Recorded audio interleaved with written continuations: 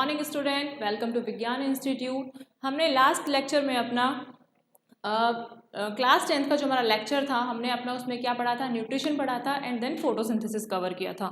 उसमें हमने आगे का अपना नेक्स्ट प्रोसीड बोला था कि हमने क्या कवर कराएंगे, जो कि हमारा क्या था, सारा सिस्टम था, जो कि एक ह्यूमन बीइंग की बॉडी पे सारे सिस्टम परफॉर्म होते हैं, जिसके थ्रू ऑल सारी फिजियोलॉजिकल एक्टिविटी एक्ट होती हैं, जो कि किसके अंडर आती हैं, एज अ लाइफ प्रोसेस के अंडर आती हैं।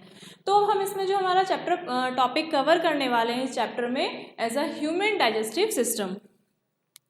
तो इसमें हम देखते हैं जो हमारा ह्यूमन डाइजेस्टिव सिस्टम है, इट कंसिस्ट ये हमारे 5 पार्ट्स में कंप्लीट होता है। First part is ingestion, second is digestion, third one is absorption, fourth is assimilation and last one is egestion. There are 5 steps are undertaken in human digestive system, जिसमें हमारा ingestion हमारा सबसे first point आता है या first step आता है। इस इंजेशन में क्या होता है, इंजेशन में हम ये बोल सकते हैं, इसमें हमारा क्या होता है, माउथ यानी हमारा, अच्छा इसमें जो हम अपना पूरा जो डाइजेस्टिव सिस्टम पढ़ने वाले हैं, इसमें हमारे कुछ एलिमेंट्री कैनाल्स मतलब ये आप बोल सकते हो कि 2 पार्ट्स में डिवाइड होती है। फर्स्ट होती है हमारी एक एलिमेंट्री कैनाल में,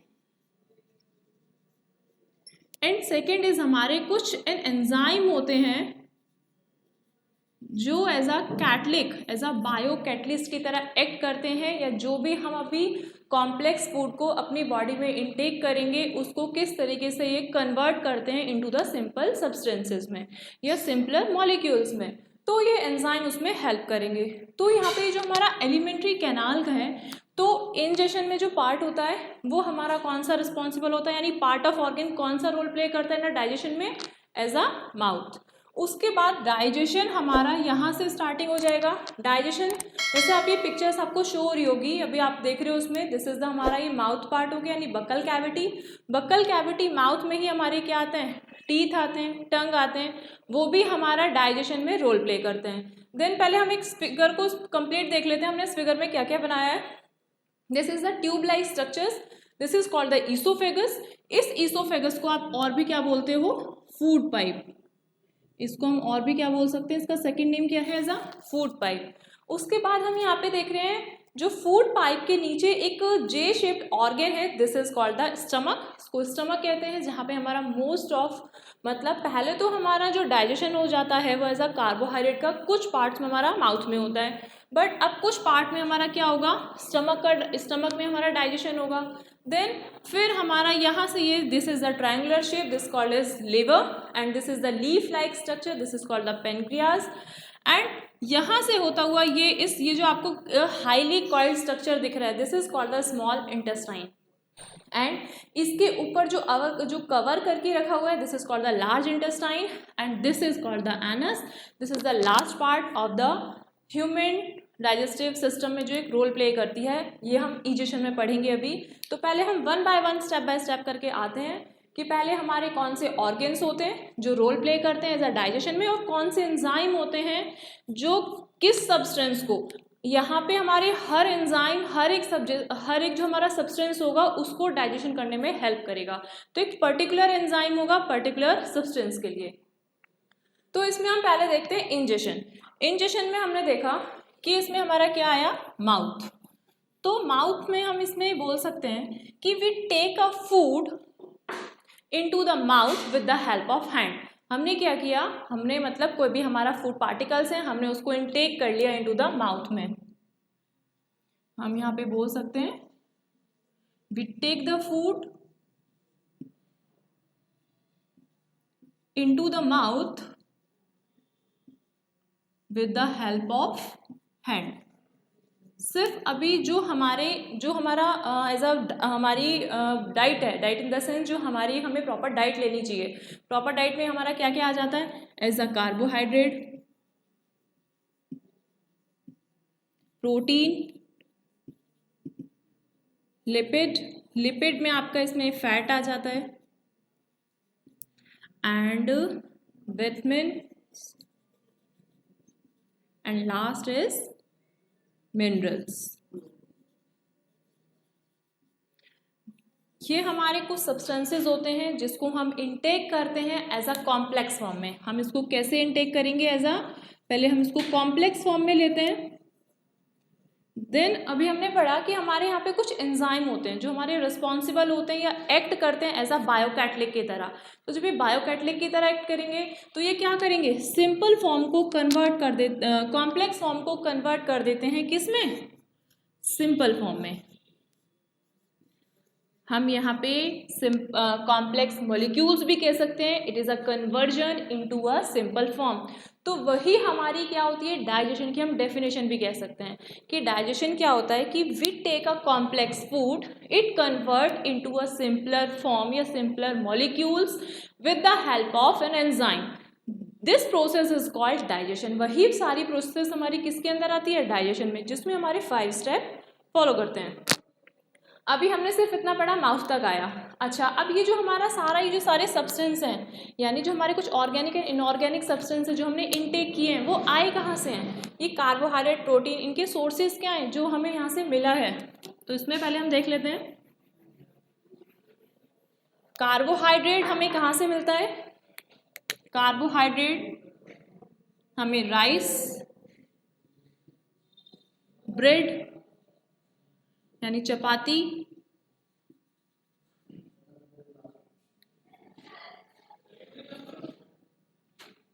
प्रोटीन का सोर्स क्या होता है आपका, जो भी आपकी सीड्स होती हैं, मिल्क सीड्स, यानी जो आपकी लेग्यूमिनेसी फैमिली में आती है, जैसे पीज आ गया आपका, वो आपकी बीन्स आ गई, पीज और बीन्स से आपको मोस्ट ऑफ क्या मिलता है एज अ प्रोटीन।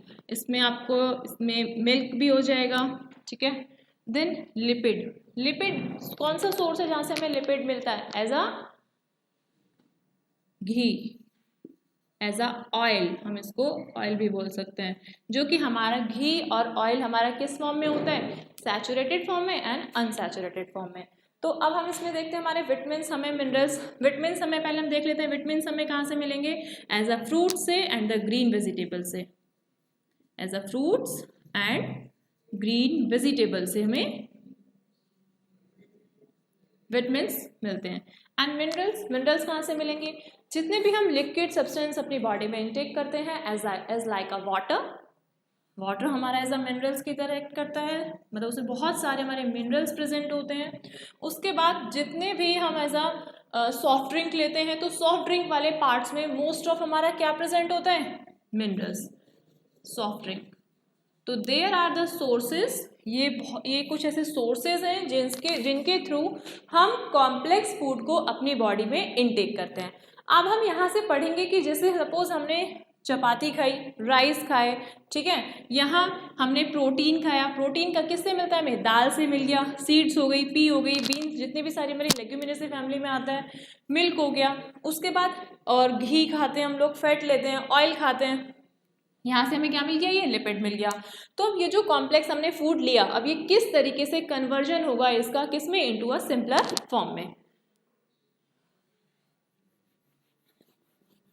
तो अब सबसे पहले हम किस में देखते हैं, हम अपनी जो पहले प्रोसेस देखेंगे वो देखेंगे अब डाइजेशन से स्टार्ट होगा हमारा। हमने इंजेशन को कंप्लीट कर लिया। इंजेशन हमने क्या पढ़ा कि we take the food into the mouth with the help of hand, this process is called ingestion.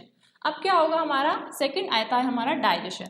जैसे सपोज यहाँ पे अब माउथ के अंदर हमारे क्या होंगे, टीथ होते हैं एंड टंग होते हैं। सपोज जैसे अगर कार्बोहाइड्रेट इनटेक किया,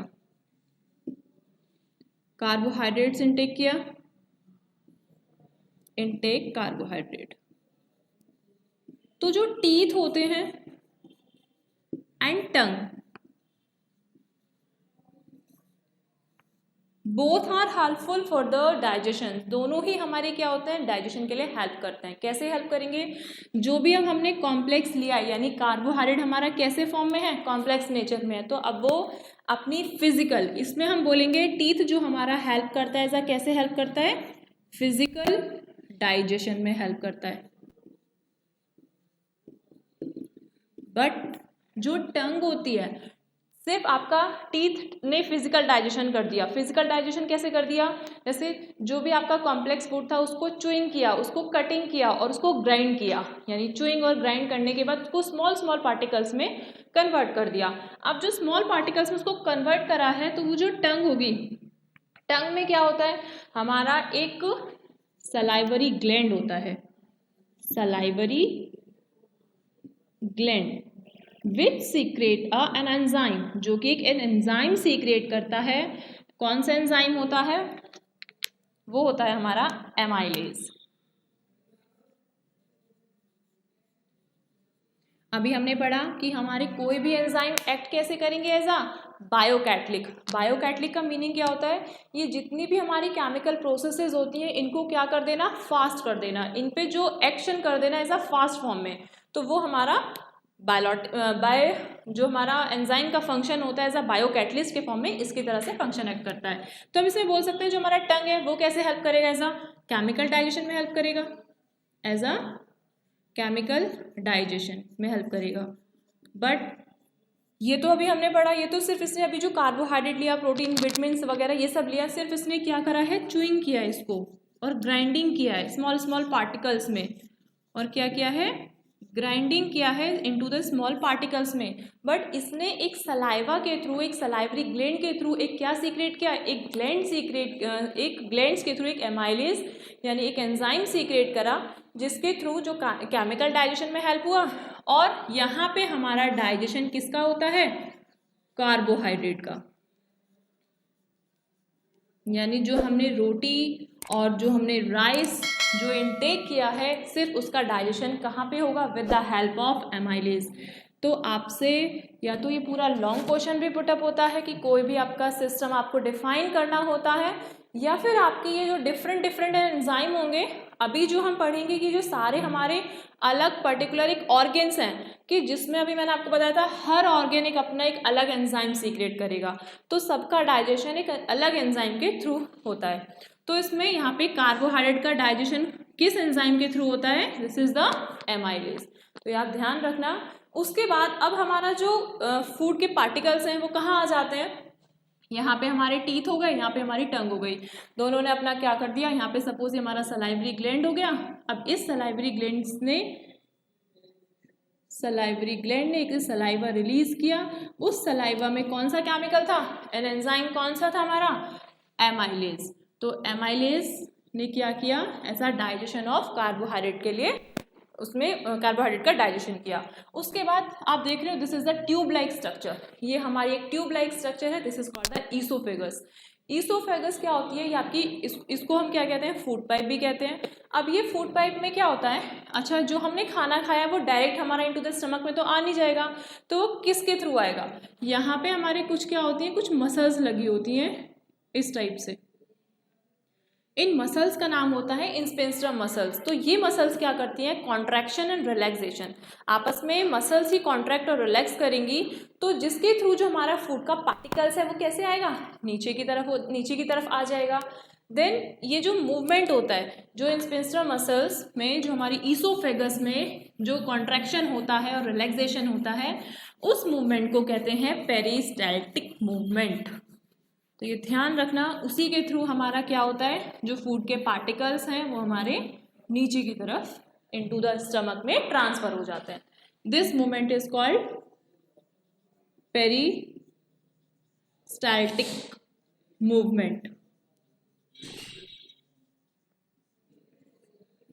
अब ये देखा हमने, दिस इज द स्टमक। अब ये हमारा स्टमक कैसा है, ये हमारा एब्डोमेन कैविटी में प्रेजेंट होता है, और ये हमारा कैसा है, as a J shaped.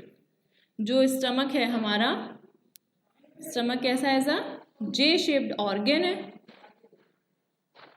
J shaped organ है। यहाँ से बहुत से क्वेश्चन पूछे जाते हैं कि स्टमक अभी हमारा, इसमें अभी मैं आपको बताती हूँ आगे क्या क्या कंटेन करके रखता है। स्टमक हमारा जे शेप्ड ऑर्गन है, जितना भी हमारा जो ईसोफेगस के थ्रू जो फूड ट्रांसफर हुआ है वो हमारे स्टमक में आ गया है। अब ये क्या करेगा, अपने पास एक गैस्ट्रिक ग्लैंड इसमें सीक्रेट होता है, गैस्ट्रिक ग्लैंड गैस्ट्रिक जूस को सीक्रेट करता है। उसमें हमारे यहाँ पे 3 बोल सकते हो 3 फॉर्म में हमारे यहाँ पे सीक्रेशन होता है। फर्स्ट इज HCl, एक तो HCl का सीक्रेशन होता है। HCl क्या होता है? Hydrochloric acid, hydrochloric acid. मतलब अब हमारे स्टमक में क्या है? एसिड है। अब वो एसिड कैसे एक्ट करेगा अभी हम देखते हैं। सेकेंड वन इज, यहाँ पे एक एंजाइम होता है, this is the pepsin. Third is mucus, ये हमारे गैस्ट्रिक ग्लैंड्स के थ्रू गैस्ट्रिक जूस से हमारा 3 फॉर्म में एक सीक्रेशन होता है। First is HCl। HCl का क्या काम होता है? अब जो हमारा फूड ट्रांसफर हुआ है इनटू द स्टमक में बाय द ईसोफेगस के थ्रू, तो ये हमारे फूड को कैसा बना देगा? एसिडिक इन नेचर बना देगा। कैसा बना देगा? Acidic in nature, acidic nature का बना देगा। उसके बाद इसके फंक्शन से पूछे जाते हैं कि what is the role of hydrochloric acid in our stomach. हमारे स्टमक में HCl का क्या यूज़ है, क्यों होता है ये? तो हमारे एक तो फर्स्ट यूज़ तो ये हो गया कि हमारे इसने जो हमारा फूड पार्टिकल्स है, जो हमारा फूड है उसको क्या बना दिया? एसिडिक इन नेचर का बना दिया। एंड सेकेंड फंक्शन इसका ये होता है कि it kills the germ, it kills the germs. जो जर्म्स होते हैं उनको क्या कर देता है? किल्स कर देता है, मार देता है। अब ये कैसे जर्म्स हमारे अंदर कैसे आए? हम तो कीड़े खाते नहीं हैं, तो अब ये जर्म्स कैसे आए? जो हम कंटामिनेशन फूड को इनटेक करते हैं या कंटामिनेशन वाटर को इनटेक करते हैं। अब कंटामिनेशन फूड क्या होता है? कंटामिनेशन फूड और वाटर। कंटामिनेशन फूड और वाटर वो होता है जो किसी भी पैथोजेंस के कांटेक्ट में आ जाता है। अब वो पैथोजेंस के कांटेक्ट में हमारा फूड कैसे आ सकता है? जब वो आपके एटमॉस्फेयर में खुला हुआ खाना होता है, तो वो वहाँ पे कोई भी बैक्टीरिया और वायरस वहाँ पे आ सकते हैं और उसको अफेक्टेड कर सकते हैं। तो उसी के थ्रू जो हम खुला हुआ खाना ले लेते हैं, खा लेते हैं, वही हमारा क्या कहलाता है? कंटामिनेशन। तो वहाँ पे बहुत सारे कुछ बैक्टीरिया वायरस ऐसे आ जाते हैं जिससे हमें आगे क्या हो जाता है? अगर वो बहुत ज़्यादा मतलब एज अ एक्साइटेड नेचर में होंगे या फिर आप बोल सकते हैं बहुत ज़्यादा एक्टिव फॉर्म में होंगे, तो हमें बहुत ज़्यादा डिसीज़ कॉज हो सकती है। अगर वो थोड़ा उनकी जो मतलब थोड़ा लो एक्टिव फॉर्म में हुए, थोड़े जैसे कम एक्टिव हुए, तो उन पे क्या करेगा? हाइड्रोक्लोरिक एसिड एक्ट कर देगा और उनको फिनिश कर देगा, उनको डिस्ट्रॉय कर देगा। तो this is the second function of HCl। ये ध्यान रखना, ये क्वेश्चन पूछा ही जाता है, मोस्ट इंपोर्टेंट क्वेश्चन है कि what is the role of HCl in our stomach. तो देयर आर द ये 2 फीचर्स होते हैं इसके कि पहले तो हमारे खाने को क्या बना देता है? एसिडिक बना देगा and it kills the germs. अच्छा, इसका थर्ड फंक्शन और है कि due to the presence of HCl in our stomach, अगर हमारे स्टमक में HCl प्रेजेंट होता है तभी ये जो हमारा पेप्सिन है ना, ये तभी वर्क करेगा, अदरवाइज ये एक्ट ही नहीं करता है। पेप्सिन क्या करेगा? ये डाइजेशन करेगा ऑफ द प्रोटीन को। प्रोटीन का डाइजेशन, जैसा भी हमने पढ़ा कि कार्बोहाइड्रेट का डाइजेशन किसके थ्रू हुआ हमारा? एमाइलेज के थ्रू। अब जो पेप्सिन है, यानी ये जो हमारा पेप्सिन है, पेप्सिन का डाइजेशन पेप्सिन जो डाइजेशन करेगा किसका करेगा? एज अ प्रोटीन का। तो अब अगर ये भी एक मेन फंक्शन हो गया HCl का, अगर HCl हमारा नहीं होगा तो किसका डाइजेशन नहीं हो पाएगा? प्रोटीन का डाइजेशन हमारी बॉडी में नहीं हो पाएगा। ये एक्टिव तभी होता है जब HCl होता है। उसके बाद सेकंड आता है हमारा म्यूकस। म्यूकस का क्या फंक्शन होता है? थर्ड इज हमारा म्यूकस। म्यूकस का फंक्शन होता है कि ये जो हमारा स्टमक होता है, इस स्टमक में हमारी कुछ मसल्स होती हैं, इंस्पिंस्टम मसल्स। जब ये HCl सीक्रेट करती है ना, तो क्या कॉज हो जाता है? ये आउट सीक्रेशंस, अपना ही secretions inner lining of stomach, अपने ही लाइनिंग का, इनर लाइनिंग का सीक्रेशन करना स्टार्ट कर देती हैं। तो इट प्रोटेक्ट, तो ये क्या करता है? म्यूकस उस टाइम पे उसको प्रोटेक्शंस देता है, उसका सीक्रेशंस नहीं होने देता है। तो ये म्यूकस का फंक्शन हो गया। अब हमने सिर्फ यहाँ तक पढ़ा कि ये हमारा कार्बोहाइड्रेट का डाइजेशन हुआ, देन यहाँ पे हमारा स्टमक में किसका डाइजेशन हुआ? प्रोटीन का।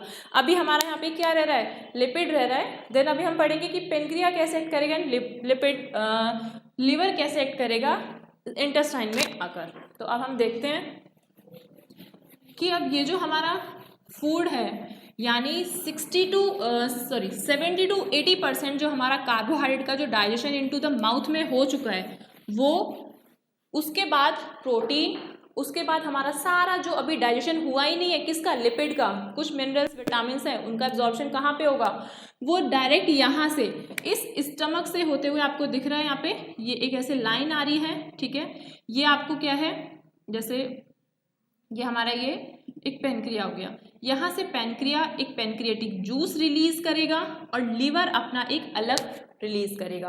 अब हम इसमें पहले लीवर देख लेते हैं, देन हम पेनक्रिया देखेंगे। लीवर क्या करता है, लीवर हमारा एक बाइल जूस सीक्रेट करता है, बाइल जूस, ये हमारा एक बाइल जूस सीक्रेट करेगा, यानी इसका फंक्शन क्या होगा, ये क्या करता है, इट इमल्सिफाइड द फैट,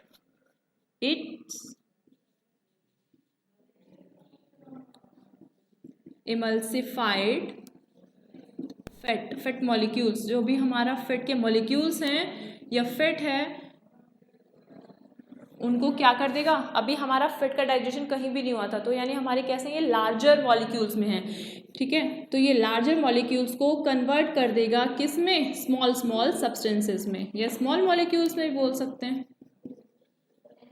कौन हेल्प करेगा, ऐसा बाइल जूस जो लिवर सीक्रेट करता है। उसके बाद हम पेनक्रिया देखते हैं। पेनक्रिया में पता है it is a presence beneath the stomach के बेनेथ प्रेजेंट होती है, and this is the leaf like structure. ये कैसी होती है, लीफ लाइक स्ट्रक्चर होती है। एंड पेनक्रिया क्या करती है, पेनक्रिया सीक्रेट अ पैनक्रियाटिक जूस, ये क्या करेगी, पैनक्रियाटिक जूस सीक्रेट करेगी। ये बहुत इजी है, नाम से ही याद हो जाते हैं। जैसे हमने बोला कि अभी जो हमारा लिवर था बाइल जूस सीक्रेट किया और इसने हमारा पेनक्रिया से पैनक्रियाटिक जूस किया।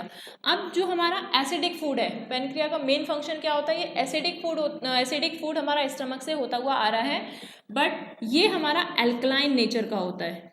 कैसा होता है, एल्कलाइन इन नेचर, यानी अब जो हमारा एसिडिक फूड है उसको कैसा कर देगा, ये एल्कलाइन फॉर्म में कर देगा, यानी उसको थोड़ा बेसिक फॉर्म में कर देगा, ठीक है। देन यहाँ से होते हुए अब हमारा फूड कहाँ पे आ गया, इनटू द स्मॉल इंटेस्टाइन। इसका नाम तो स्मॉल है बट ये स्मॉल होती नहीं है। जैसे अब इसमें देखते हैं, दो टाइप की हमारी इंटेस्टाइन होती है, small intestine and large intestine. Small intestine जो होती है वो हमारी हाईली कॉइल्ड स्ट्रक्चर होती है।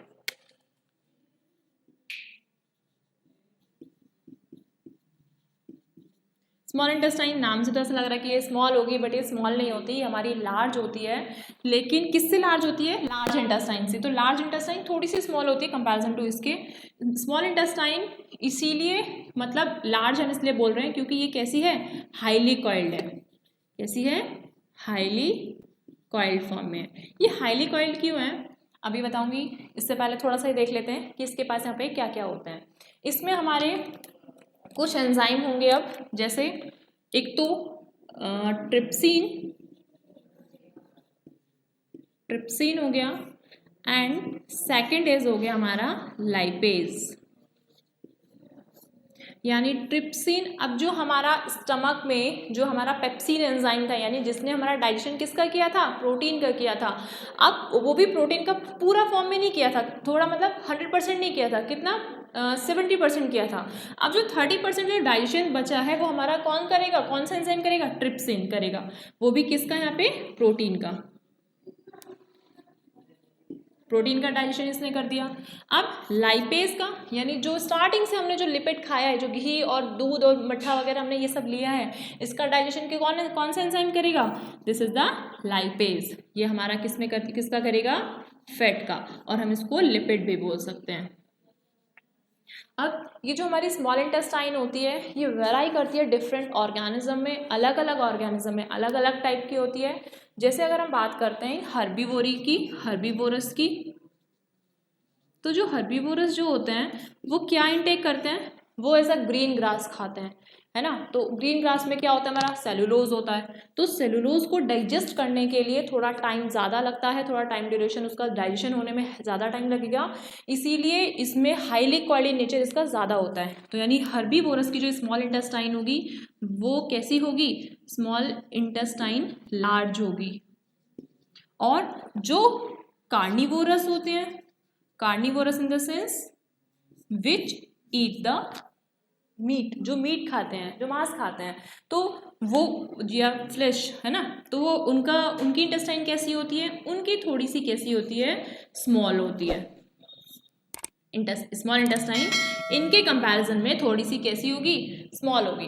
अब हम देखते हैं इसमें, यहाँ पे हमारी ये हाईली कॉइल्ड हमने क्यों बताया। इस हाईली कॉइल्ड का एक रीज़न ये है, यहाँ पे फिंगर लाइक इस तरीके से कुछ प्रोजेक्शंस होती हैं। इस फिंगर लाइक प्रोजेक्शंस को क्या बोला जाता है, विलाई। ये विलाई जो होती हैं ये क्या करती हैं, इंक्रीज द सरफेस एरिया, यानी सरफेस एरिया को इन्होंने क्या कर दिया, इंक्रीज कर दिया। इसी वजह से इनका जो साइज है वो थोड़ा सा क्या हो गया, ज़्यादा हो गया। ठीक है, ये जो हमारी विलाईज होती हैं इसमें कुछ हमारी ट्यूब्स लाइक सब्सटेंस होती हैं, इसको हम क्या बोलते हैं, सब ब्लड वेसल्स। क्या बोलते हैं, ब्लड वेसल्स। अभी हमने सिर्फ डाइजेशन पढ़ा है, अभी हम पढ़ेंगे एब्जॉर्प्शन। तो मेन जो एब्जॉर्प्शन का काम आएगा वो हमारा एब्जॉर्प्शन का यही विलाइज करेंगी कि एब्जॉर्ब कर लिया, यानी अब जो फूड हमारा जो धीरे धीरे क्या हो गया, डाइजेस्ट हो गया, यानी कार्बोहाइड्रेट का भी डाइजेशन हो गया एंजाइम के थ्रू, प्रोटीन का भी हो गया, लिपिड का भी हो गया। अब हम पहले ये देख लेते हैं कि वो कन्वर्ट किस में हुए हैं।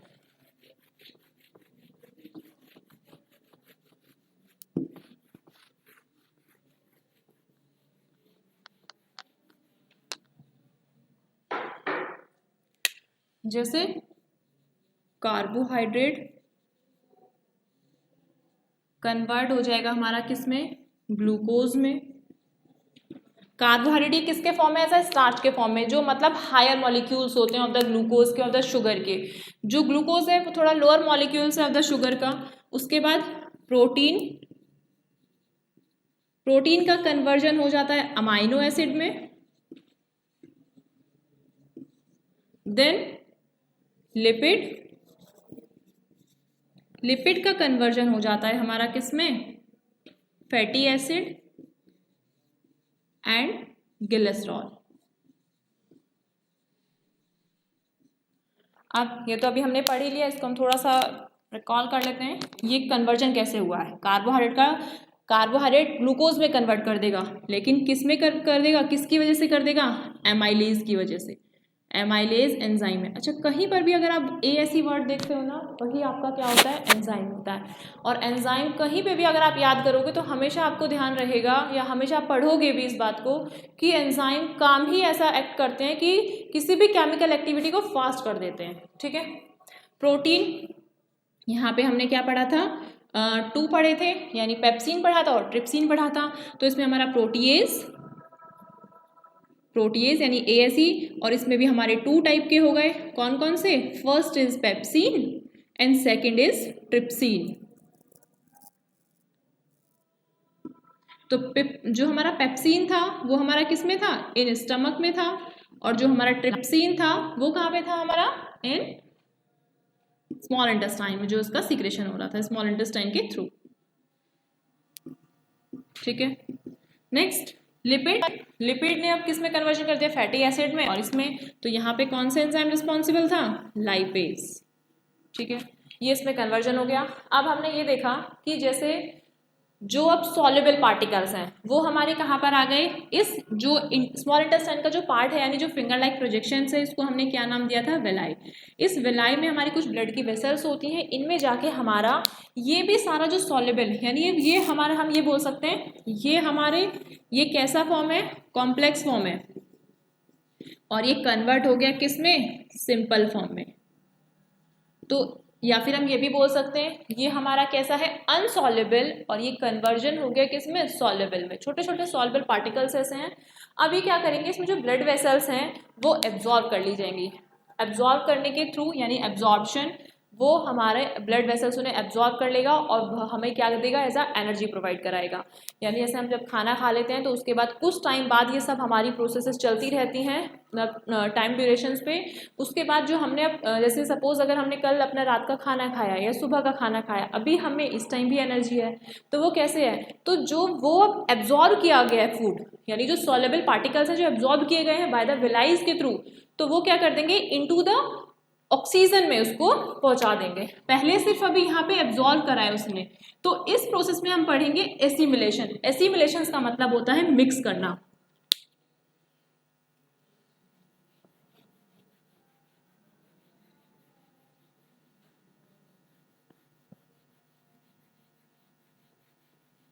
जैसे एब्जॉर्प्शन हो गया इन द ब्लड वेसल से, इनटू द कहाँ पे एब्जॉर्प्शन हुआ,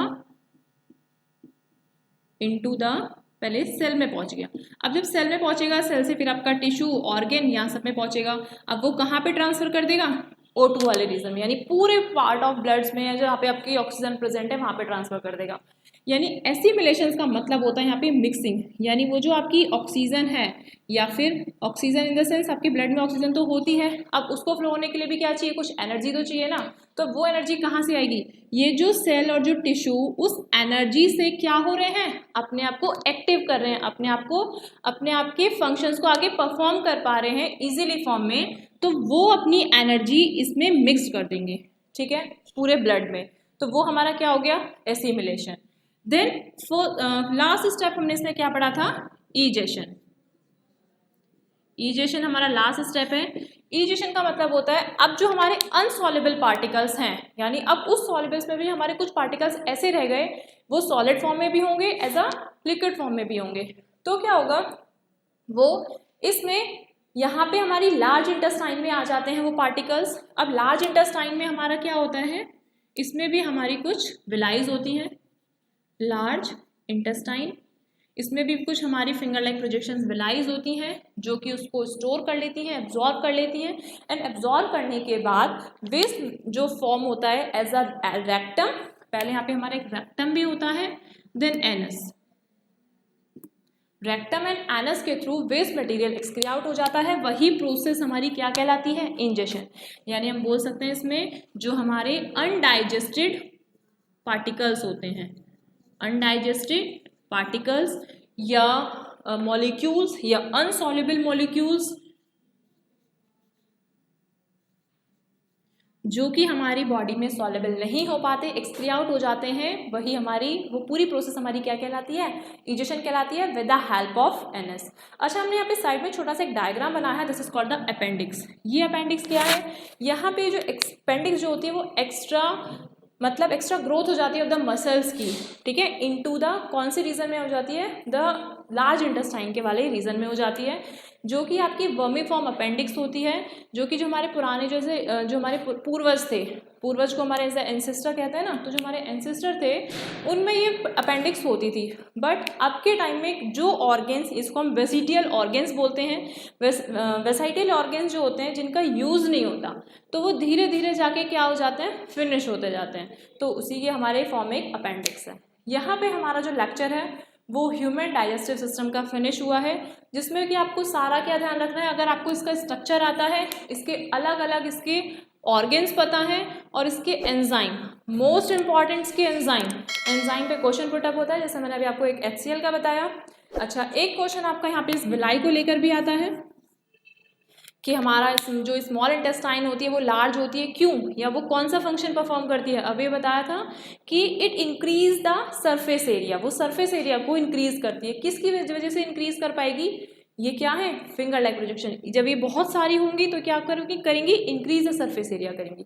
इसका ये फंक्शन है। एक फंक्शंस हमारे अलग अलग बताया था कि HCl का पूछा जाता है, डाइजेशन पूछा जाता है। ये ध्यान रखना, जो हमारा एसिडिक फूड आया है इस पेनक्रिया ने इसको क्या कर दिया है? एल्कलाइन नेचर का कर दिया है ना। बाकी हमारा सारा डाइजेशन, बच्चों को ये भी नहीं ध्यान रहता या समझ में नहीं आ पाता कि हमारा जो मोस्ट ऑफ डाइजेशन होता है वो कहाँ पर हुआ? वो हमारा होता है इस रीजन में। ये रीजन कौन सा है हमारा? Small intestine. यानी जो जितना भी अब हमारा सारा बचा हुआ भी जो पार्टिकल्स रह जाता है ना, जिसका भी डाइजेशन नहीं हो पाता, जैसे कार्बोहाइड्रेट का 30% डाइजेशन यहाँ रह गया था, जो हमारा प्रोटीन था इन स्टमक में, यहाँ पे जो डाइजेशन कर रहा था वो भी हमारे यहाँ रह गया था, वो भी सारा आके यहाँ पे फिनिश हो गया है। इसके बाद हम अपना नेक्स्ट लेक्चर रेस्पिरेटरी सिस्टम करेंगे, जिसमें कि हमारा ये तो हमारा इसमें इतना ही आता है। रेस्पिरेशंस में हम अपना अब अलग अलग अपनी कुछ हमारे टॉपिक्स हैं जिसमें डिफरेंसेस आती हैं, जिसमें कुछ हमारी इक्वेशंस आती है, उसको सॉल्व करेंगे। वो हम अपने नेक्स्ट लेक्चर में कवर करेंगे। Thank you.